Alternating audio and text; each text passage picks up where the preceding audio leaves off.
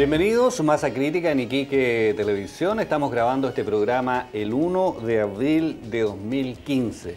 Hace exactamente un año estábamos a puertas de sufrir un temido terremoto, ¿cierto? Anunciado terremoto, y queremos analizar lo que ha pasado después de un año con nuestros invitados respecto de esta situación que hemos debido enfrentar durante este año. Hemos invitado a Julio Ruiz, delegado presidencial para la reconstrucción. Julio, gracias por acompañarnos. Gracias a ustedes por la invitación.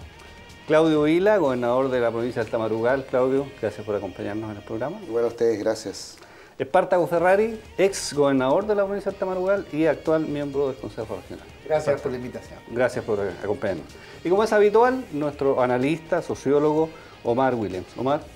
Buenas tardes, bienvenidos a nuestros invitados y esperamos tener una buena contertulia como es nuestro programa. Así es. ¿Por dónde partimos? Porque este es un tema, ¿cierto?, que tiene muchas aristas y también, por supuesto, distintas opiniones. Hay versiones de que se ha hecho bien, se ha hecho mal. ¿Por dónde crees tú que es necesario empezar la conversación?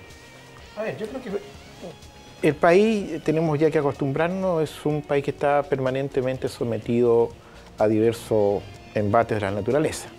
Lo acabamos de ver lo que sucedió en la región, en la tercera región. Y aquí quizás la pregunta para los tres invitados que tenemos por ahora es ¿qué aprendemos de todo esto como región? ¿Cuál es el aprendizaje que hay, dado que cuando uno ve la televisión con lo que está sucediendo, no logra ver, yo creo, el impacto de un fenómeno como, por ejemplo, ocurrió acá y ha ocurrido allá, en Copiapó y todas las otras ciudades. Porque no solamente un impacto en la infraestructura, no solamente un impacto en la vivienda, es un impacto en las personas, pero también, y se habla poco, del impacto en la economía. La economía las economías regionales entran en un proceso de cierto congelamiento, de cierto estancamiento, porque obviamente el aparato productivo se para. Entonces, aquí con nuestro invitado conversar sobre cuál es el aprendizaje, obviamente respecto al plan original o al plan de reconstrucción, cuánto hay de avance, qué es lo que falta, y las opiniones sin duda que nos van a aportar nuestros invitados también, qué es lo que a juicio de nuestro invitado es posible corregir o dónde es posible también. Pero yo insistiría sobre todo, ¿qué aprendemos de esto? Julio. Bueno, yo creo que la pregunta es muy pertinente por la naturaleza del país, de todas las catástrofes, llamémoslo, que se han vivido, terremotos, aluviones, incendios, etcétera. Yo creo que, en mi opinión, el principal aprendizaje se requiere un Estado más robusto para enfrentar esto. Y esto significa parte de la iniciativa que está desarrollando la presidenta Bachelet y que informó el ministro de Interior recientemente en la Comisión de Gobierno Interior del Senado, a propósito de la indicación sustitutiva del proyecto que está en segundo o tercer trámite respecto de la Oficina Nacional de Emergencia. No se trata de fortalecer o no solamente una oficina nacional. Se trata de crear un sistema nacional de gestión del riesgo y las emergencias. Porque aquí no solamente la capacidad de la pronta respuesta, sino todo el trabajo de prevención que involucra el conjunto de las instituciones. Y voy a poner ejemplos muy ilustrativos.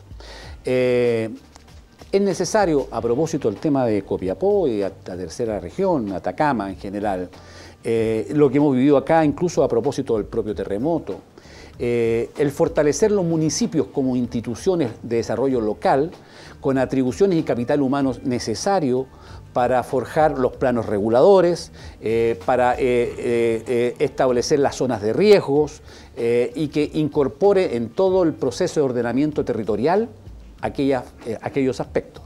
Es sabido, y hay estudios internacionales y nacionales, que una de las grandes falencias del desarrollo chileno es el tema del ordenamiento territorial. Y ahí hay una falencia, sin duda alguna, que afecta a la institucionalidad. A eso se agrega, por cierto, la capacidad de un sistema nacional en la cual se involucra no solamente los municipios, sino los gobiernos regionales. ¿Cuántas atribuciones y facultades tienen los gobiernos regionales de verdad para ser más eficaz y eficiente en la pronta respuesta? ¿Y cuáles son el conjunto de normas planes, instrumentos, herramientas que hacen del conjunto del sistema un eslabonamiento de instituciones que fortalezcan aquellos procesos. Aquí lo que está en juego justamente es de verdad hacer una modificación de fondo a un sistema o a una oficina, en el caso de la UNIMIC, que ya tiene casi, si no me equivoco, 40 años, algo así, y que está quedando retrasado, por no decirlo más, respecto a los requerimientos del país. Ese es un primer aprendizaje. Eso en el ámbito nacional. Yo creo que en el ámbito local yo soy un convencido, por la mirada que tengo de los temas regionales, que el papel del fortalecimiento institucional, y vuelvo a insistir, de las atribuciones y facultades de los gobiernos regionales, de sus capitales humanos, no solamente la capacidad que la ley le otorgue de hacer cosas, sino de sus capitales humanos, de la preparación de esos capitales humanos, de los recursos financieros y también del municipio. Pero también hemos aprendido que la gestión del riego también es parte de las organizaciones sociales, de las organizaciones comunitarias. Y es un proceso que yo lo he observado en la práctica, en la medida en que las organizaciones vecinales, las organizaciones deportivas, que están ricos en el tejido comunitario y popular de la región de Tarapacá y particularmente, ¿no es cierto?, en la provincia de Iquique, se incorpore una formación de los dirigentes, de sus dirigencias en la gestión de riesgo, de las primeras respuestas, del factor colaborativo, de la preparación ante las diversas emergencias, que yo creo que es un elemento que hay que seguir acrecentando, porque no es que estamos partiendo de cero en eso, y las políticas del Estado deben ser justamente de Estado más que de gobierno.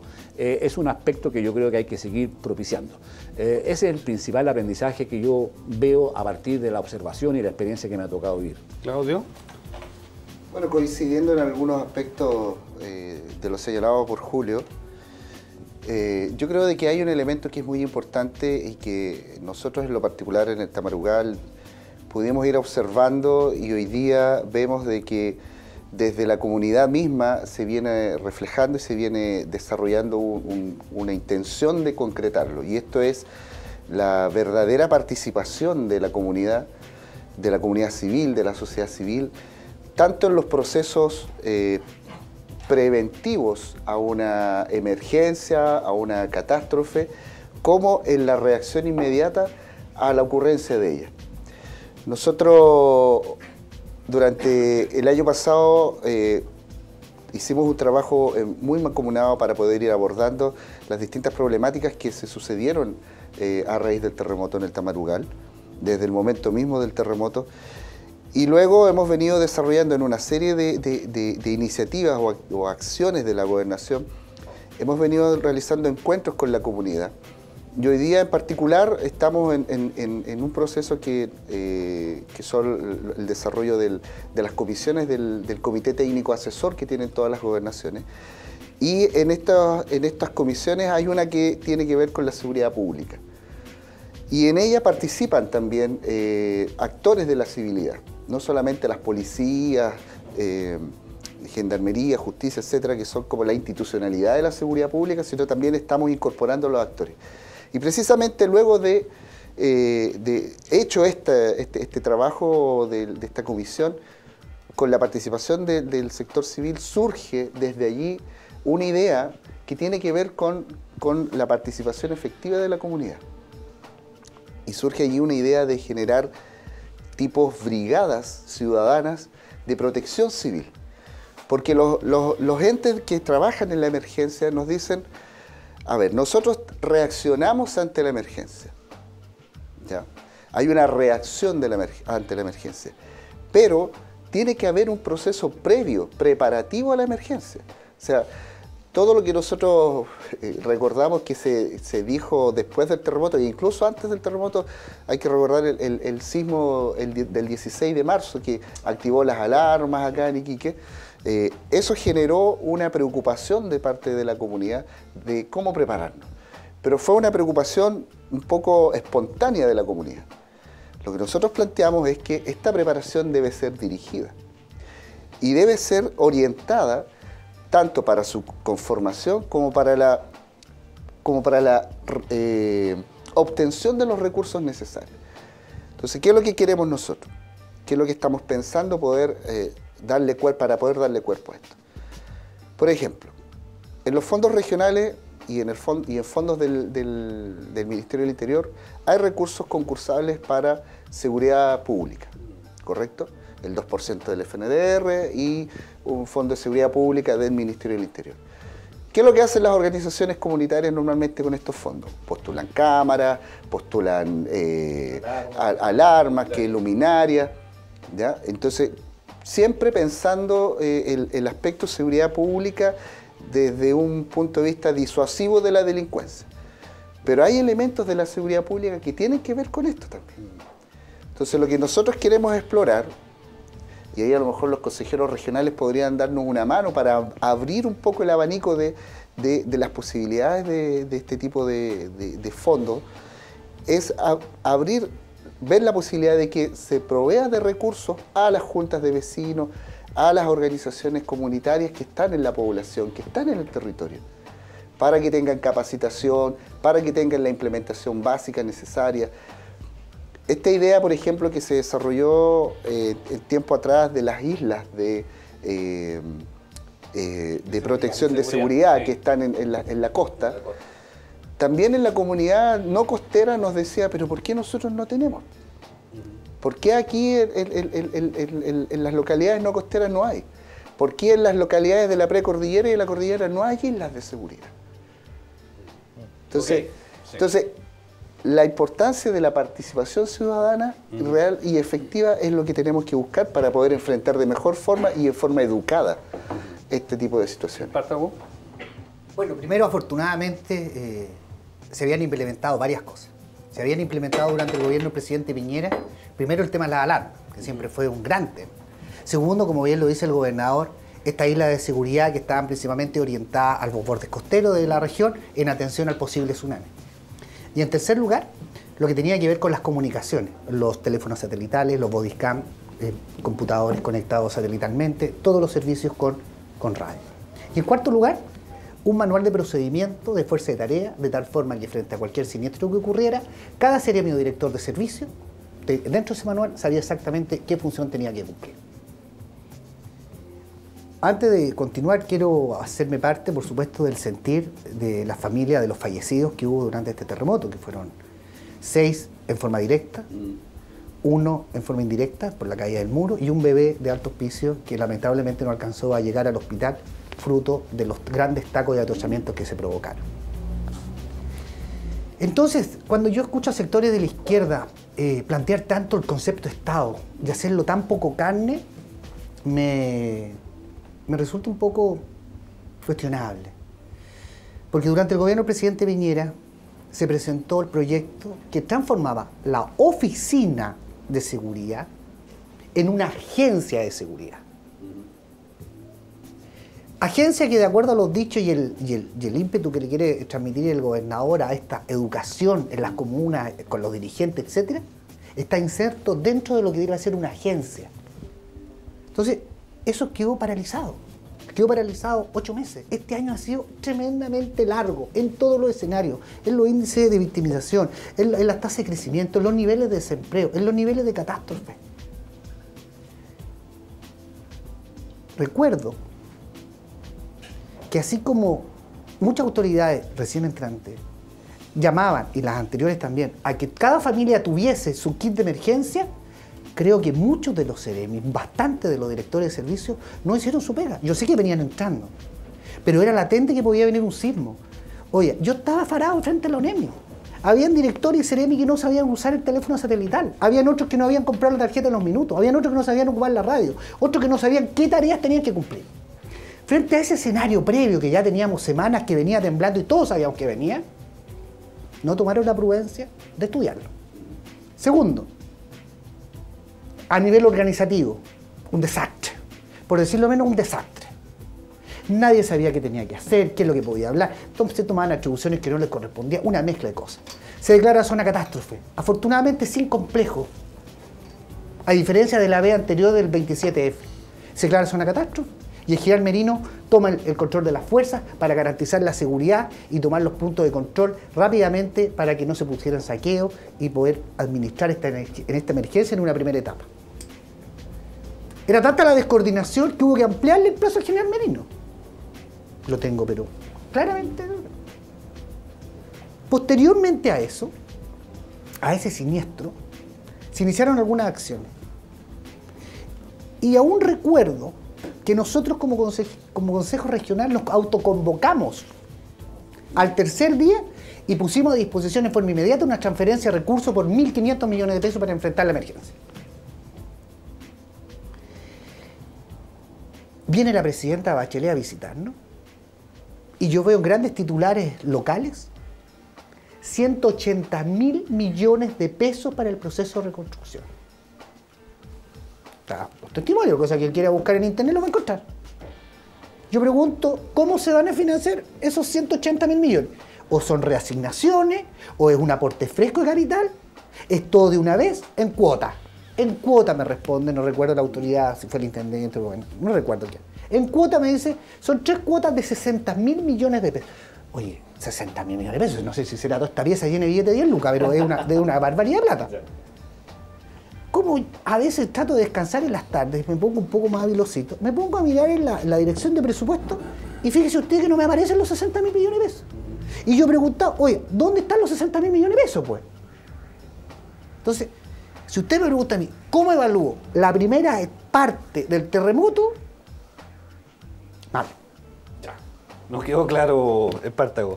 Omar, se produjo el 16 de marzo, ¿cierto? Un sismo de casi 7 grados, 6,7 creo que fue. Para Estados Unidos fue un terremoto. Fue un terremoto. Y eso de alguna manera, ¿cierto? Anunció, digamos, lo que venía. Hemos conversado, ¿cierto?, con expertos en sismología. Dicen que en algunos casos se da estos enjambres sísmicos, ¿cierto?, donde lo propio ocurrió el terremoto del año 85 en Santiago. ¿Recuerdas tú que incluso un titular famoso del diario La Tercera que decía 600 temblores en los últimos días y en definitiva hubo un terremoto? Aquí tuvimos también este terremoto y de alguna manera la comunidad estaba preparada, ¿cierto? Tenía el temor, hubo varios temblores los días previos que de alguna manera ayudaron a que esta situación fuera más expedita en términos de lo que significó la evacuación y la autoevacuación incluso de mucha gente. ¿Hasta dónde crees tú que eso contribuyó, y también se habían hecho simulacros, ¿cierto?, en los años anteriores, a que esto no fuera más grave? A ver, nuestra región en los últimos 10 años a lo menos ha tenido 4 terremotos. No me acuerdo exactamente, en 2007, 2005, que fue en el interior. Sí. Me parece que el epicentro fue Mocha, si no me equivoco. Sí, perdón, yo quiero hacer una acotación. Ese terremoto, una de las particularidades especiales que tiene de estudio, es que fíjate que la fricción no fue en el borde costero, sí, sino que fue una grieta que no se tenían antecedentes históricos con respecto a la fricción en ese sector. Sí. Y esa es una línea recta que va desde Camiña hasta Calama, la nueva grieta que se produjo. Entonces, yo creo que el comportamiento ciudadano en estos 4 fenómenos, en estos 4 terremotos, a mi juicio ha sido ejemplar. Ejemplar desde el punto de vista del comportamiento. La gente evacuó adecuadamente, sabía cuáles eran los lugares donde tenían que concentrarse, no se observaron desmanes, no se observaron situaciones, digamos, de violencia o de saqueo, como señalaba Julio antes, y yo creo que eso obedece a una incipiente educación. Ahora, para los que somos iquiqueños, que tenemos un poco de tiempo acá, sabemos que habitualmente, yo era pequeño, o sea, no hace mucho tiempo. Bastante. Fue el terremoto de la grande anterior. Fue en 1800. Del 1877. Pero mira, siempre se decía, corría con que era de 25, 40 mil habitantes, viene un maremoto, viene un maremoto, viene un maremoto, y todos subían al cerro. Entonces era habitual que entre la segunda línea y los faldeos tú veías carpas. Yo no sé si ustedes se acuerdan. Entonces esta disposición a desplazarse y saber que hay que cuidarse, yo creo que está bien arraigado en nuestra región. Y eso es un capital que hay que profundizar, que hay que consolidar, que hay que educar más. ¿Ya? No, o sea, yo creo que el comportamiento ahí fue, desde el punto de vista ciudadano, fue bueno, óptimo. Yo creo que efectivamente, si me permite, es un punto importante a potenciar. Y por eso que entendía la pregunta en el sentido de aprendizaje. Los aprendizajes son societales, son de las sociedades, son de las comunidades, son de las instituciones. Julio, a ver si me permite, se nos acabó el tiempo del primer bloque. Vamos a hacer la pausa y después vamos a retomar el tema. Estamos en Masa Crítica en Iquique Televisión, vamos a la pausa comercial y ya estamos de regreso con ustedes.